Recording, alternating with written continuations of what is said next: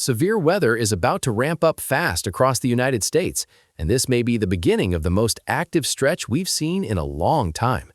What starts as scattered storm chances late this week could quickly evolve into a much more dangerous setup by the weekend and into next week, especially across the plains, Midwest, and eventually parts of the Ohio Valley and Deep South.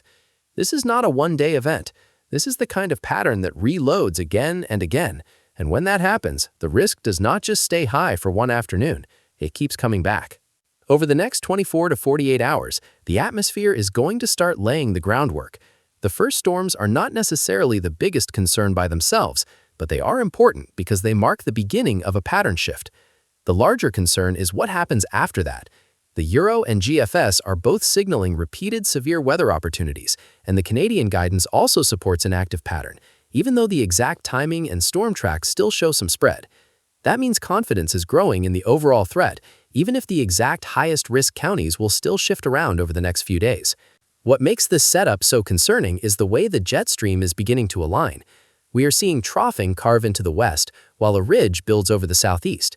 That combination creates a broad southwest flow aloft across the middle of the country, and that is exactly the kind of upper air pattern that can support organized severe weather.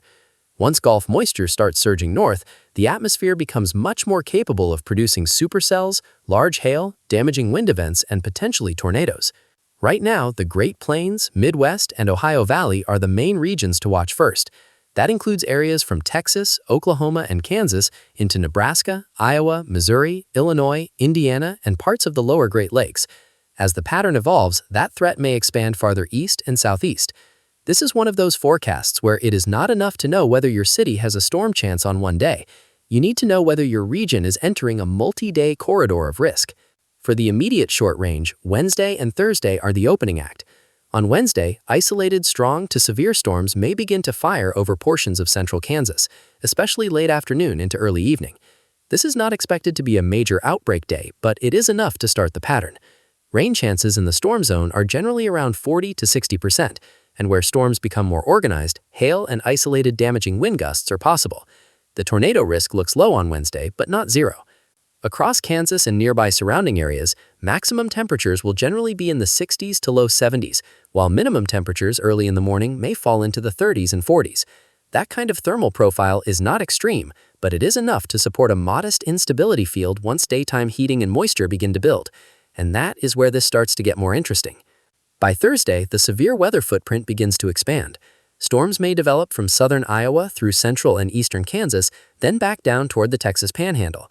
This is where the atmosphere begins to show better overlap between instability and shear. Rain chances increase into the 50 to 70% range in the more active zones, and this is where large hail and damaging winds become a more realistic concern.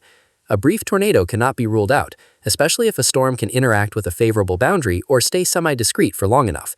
The reason Thursday matters is not just because of what it does by itself. It matters because it sets the stage for the weekend. It tells us where the atmosphere is primed, how moisture is returning, and how quickly storm energy is increasing. And right now, the signal is clear. Storm fuel is building quickly across the central U.S. By Friday, this pattern is likely to remain active. Storms could stretch from parts of Indiana and Illinois back through Missouri, Kansas, Oklahoma, and the southern plains. The exact corridor will shift as new model runs come in. But Friday currently looks like another day where hail and damaging winds may be the main concerns. This is the kind of setup where some storms may be messy and clustered, while others briefly organize enough to produce more serious impacts. And then we get to Saturday, and this is where things may begin to change from active to potentially dangerous on a broader scale. Saturday is when the western trough becomes more influential, and the upper-level support starts improving in a way that is more favorable for organized severe storms. This is especially true across West Texas, the Texas Panhandle, western Oklahoma, and nearby adjacent areas. If storms remain isolated long enough before congealing into clusters, we could be looking at a day where very large hail, damaging winds, and a few tornadoes are all possible. That means cities and areas near Amarillo, Lubbock, Midland, Childress, and western Oklahoma should be paying close attention. Maximum temperatures in this region may climb into the 70s and low 80s, with minimum temperatures staying much milder than earlier in the week, often in the 50s to low 60s. That warmer, more humid, low-level air is exactly what severe weather needs when the wind fields begin to strengthen overhead. And that is what makes Saturday more serious than the earlier days. It is not just that storms are expected, it's that the environment becomes more favorable for organized rotating storms. Even if not every storm becomes severe, the ones that do could become more intense more quickly. Sunday is one of the first days that truly stands out. Right now, Sunday looks like a day where the severe weather corridor may expand eastward and become more organized across parts of Texas, Oklahoma, southern Kansas, and possibly into Missouri and Arkansas, depending on storm evolution.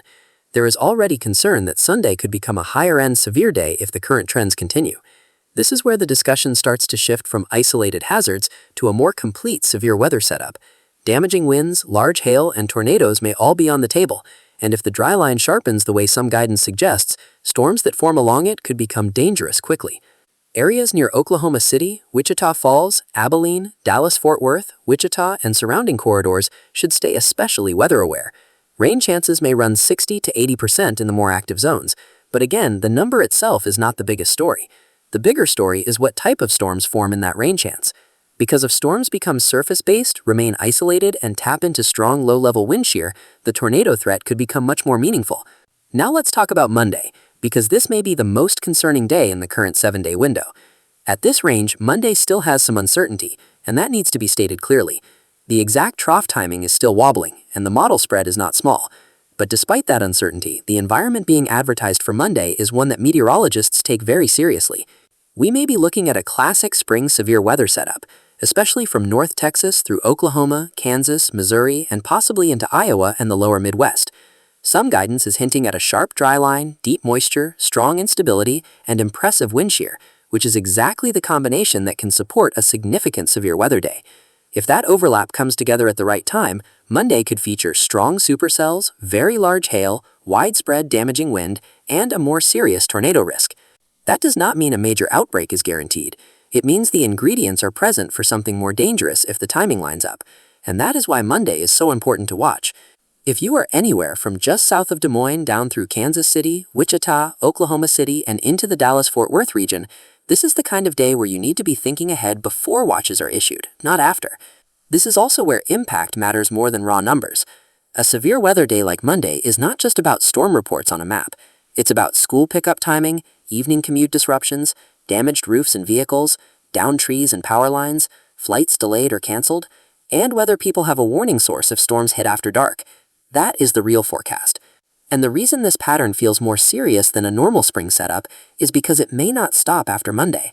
By Tuesday, another organized severe weather threat may continue somewhere from the South Plains into the Ozarks and possibly eastward toward the Mississippi Valley. This is where some guidance is already hinting at another all-hazards environment. Depending on storm evolution, Tuesday could still support wind, hail, and tornadoes, and in some scenarios even some backside wintry weather farther north if the low deepens enough. That last part is important too, because this is not a simple warm season pattern.